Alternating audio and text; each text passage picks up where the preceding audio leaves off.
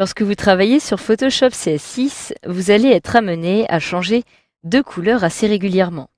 Donc afin d'accéder aux différentes palettes de couleurs, il vous suffit de vous rendre tout en bas à gauche. Vous allez retrouver ici la palette d'outils et vous retrouvez ici deux petits carrés qui correspondent en fait à la couleur de premier plan qui apparaît ici actuellement en noir, mais aussi la couleur d'arrière-plan qui apparaît ici en blanc. Donc vous avez la possibilité à tout moment d'alterner ces deux couleurs, tout simplement en réalisant un clic sur la petite double flèche qui apparaît juste au-dessus. Je clique une fois et je viens donc de permuter la couleur de premier plan et d'arrière-plan. Donc actuellement, si je réalise par exemple un tracé au crayon, je vais le réaliser avec la couleur blanche qui est actuellement sélectionnée.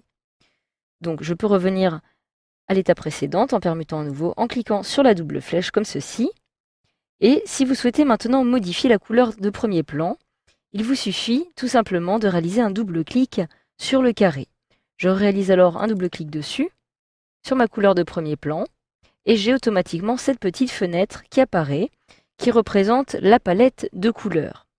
Donc dans cette petite palette de couleurs que je vais déplacer comme ceci afin que vous ayez une meilleure visibilité, vous allez pouvoir retrouver différentes teintes disponibles, donc qui vont du rouge au rouge, en passant par toutes les couleurs possibles. Donc vous retrouvez ici le violet, le bleu, le vert, le jaune, etc., etc.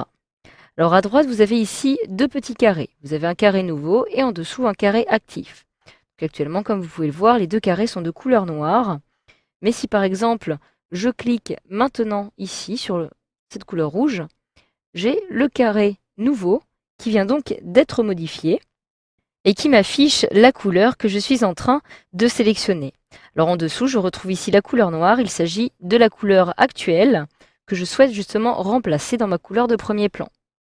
Alors si vous souhaitez aussi maintenant modifier la couleur, vous avez la possibilité de le faire dans un premier temps en sélectionnant la teinte à l'aide de cette petite barre qui apparaît ici. Donc je clique par exemple ici pour accéder aux différentes teintes violettes. Donc maintenant à gauche, je vais pouvoir naviguer dans ce petit cadre afin de sélectionner la couleur que je souhaite en fonction de sa luminosité. Donc en effet, comme vous pouvez le voir, la luminosité est différente. Ici, je vais avoir des violets beaucoup plus clairs et ici, beaucoup plus foncés par exemple. Donc vous pouvez ainsi vous déplacer en cliquant afin d'avoir un petit aperçu de la nouvelle couleur qui apparaît donc ici. De la même façon, si vous maintenez votre clic enfoncé et que vous vous déplacez comme ceci, vous allez avoir un petit aperçu en direct des couleurs sur lesquelles vous êtes en train de vous déplacer.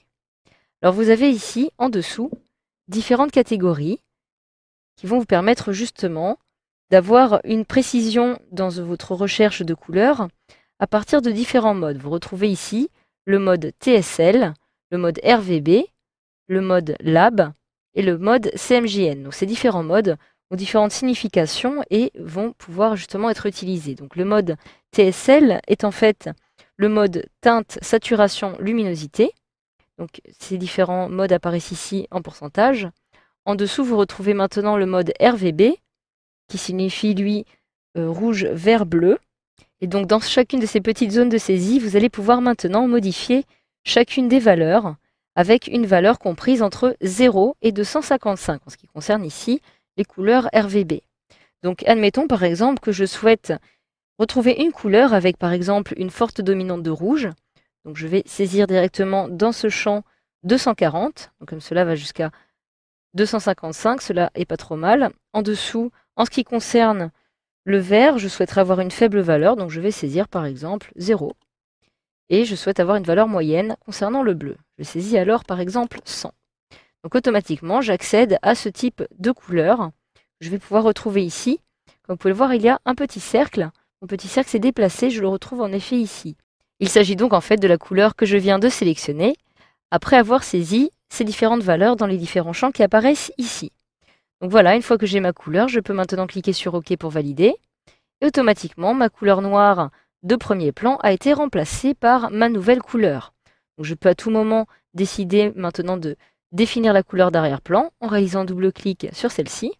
Et j'ai ici maintenant la fenêtre avec la couleur d'arrière-plan que je vais pouvoir modifier de la même façon. Je la ferme en cliquant sur la petite croix. Et si vous souhaitez maintenant revenir à tout moment aux couleurs de base, vous pouvez cliquer ici ce qui va vous permettre de retrouver justement les couleurs de plan et d'arrière-plan par défaut, donc noir et blanc, ou alors d'appuyer tout simplement sur la touche D de votre clavier. J'appuie donc une fois dessus, et je viens donc de retrouver les couleurs de base de Photoshop CS6. Donc voilà, vous savez désormais maintenant comment choisir vos couleurs dans ce logiciel grâce à cette formation.